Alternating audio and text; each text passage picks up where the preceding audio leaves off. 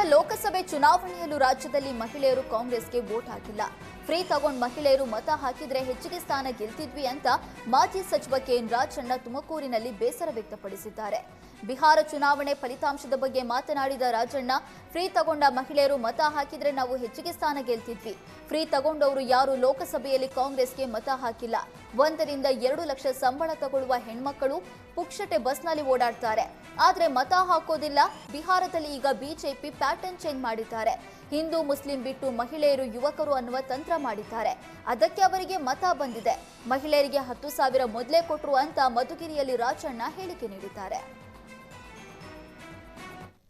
ನಮ್ಮ ಸಿದ್ದರಾಮಯ್ಯನವರು free bus pass ಹೆಣ್ಮಕ್ಳಿಗೆ ಏನ್ ಸ್ವಾಮಿ, ಅವರೆಲ್ಲ ಓಟ್ ಹಾಕಿದ್ರೆ ಪಾರ್ಲಿಮೆಂಟ್ ಸೋಲ್ತಾನೆ ಇರಲಿಲ್ಲ.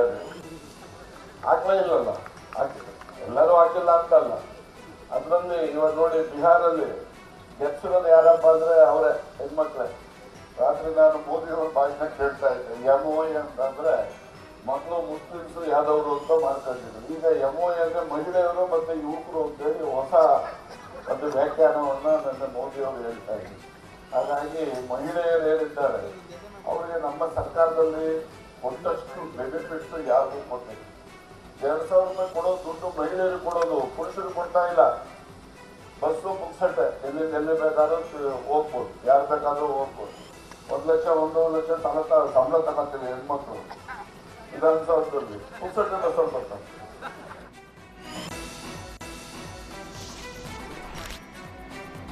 ಬಿಹಾರ್ನಲ್ಲಿ ನಡೆದಿರೋದು ಎಲೆಕ್ಷನ್ ಅಲ್ಲ, ಅದಕ್ಕೆ ಯಾರಾದ್ರೂ ಎಲೆಕ್ಷನ್ ಅಂತಾರ ಅಂತ ತುಮಕೂರು ಜಿಲ್ಲೆ ಮಧುಗಿರಿಯಲ್ಲಿ ಸಾರಿಗೆ ಸಚಿವ ರಾಮಲಿಂಗಾರೆಡ್ಡಿ ಹೇಳಿಕೆ ನೀಡಿದ್ದಾರೆ. 47 ಲಕ್ಷ ಮತದಾರರನ್ನ ಪಟ್ಟಿಯಿಂದ ತೆಗೆದ್ರು, ಮತ್ತೆ 18 ಲಕ್ಷ ಜನರನ್ನ ಹೊಸದಾಗಿ ಸೇರಿಸಿದ್ರು. ನಾವು ಚುನಾವಣೆ ನಂತರ ಗ್ಯಾರಂಟಿ ಹಣ ಕೊಟ್ವಿ, ಅವರು ಚುನಾವಣೆ ಮುಂಚೆನೆ ಮಹಿಳೆಯರ ಖಾತೆಗೆ 10,000 ಹಾಕಿದ್ರು. ಇದನ್ನೆಲ್ಲ ಪ್ರಶ್ನೆ ಮಾಡೋರು ಯಾರು? ಚುನಾವಣಾ ಆಯೋಗ ಯಾರ ಕೈಯಲ್ಲಿ ಇದೆ? ಮತ ತೆಗೆದಿರೋದು ಪುನಃ ಸೇರಿಸಿರೋದು ಮತ ಚೋರಿಯಾಗಿದೆ ಎಂದ್ರು. ಈಗ ದೇಶದಲ್ಲಿ ಪ್ರಜಾಪ್ರಭುತ್ವಕ್ಕೆ ಅರ್ಥನೇ ಇಲ್ಲ. ಸಿಬಿಐ, ಇಡಿ ಎಲ್ಲವೂ ಅವರ ಕಪಿಮುಷ್ಟಿಯಲ್ಲಿ ಇವೆ. ಇವಿಎಂ ರೆಡಿ ಮಾಡಿದ ದೇಶದಲ್ಲಿ ಇವಿಎಂ ಬ್ಯಾನ್ ಮಾಡಿದ್ದಾರೆ. ಅಮೆರಿಕಾದಲ್ಲಿ ಯಾಕೆ ಇವಿಎಂನಲ್ಲಿ ಮತದಾನ ಆಗಲ್ಲ?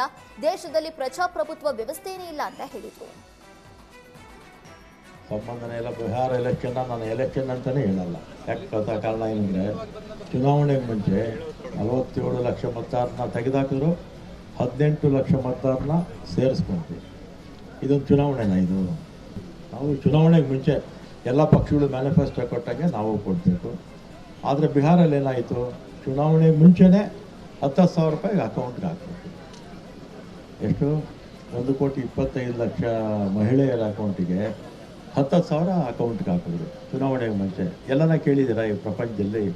ಚುನಾವಣೆಗೆ ಮುಂಚೆ ಅಕೌಂಟ್ ಹಾಕೋದು ಇದನ್ನು ಕೇಳೋರೇ ಇಲ್ಲ. ಮಾಡ್ತಾರೆ. ಎಲೆಕ್ಷನ್ ಕಮಿಷನ್ ಯಾರ ಕೈಯಲ್ಲಿದೆ? ಕೈಗೊಂಬೆ ಆಗಿದೆ ಎಲೆಕ್ಷನ್ ಕಮಿಷನ್. ಪ್ರಜಾಪ್ರಭುತ್ವ ಎಲ್ಲಿದೆ? ಪ್ರಜಾಪ್ರಭುತ್ವ ನಮ್ಮ ದೇಶದಲ್ಲಿ ಪ್ರಜಾಪ್ರಭುತ್ವ ನಶಿಸೋ.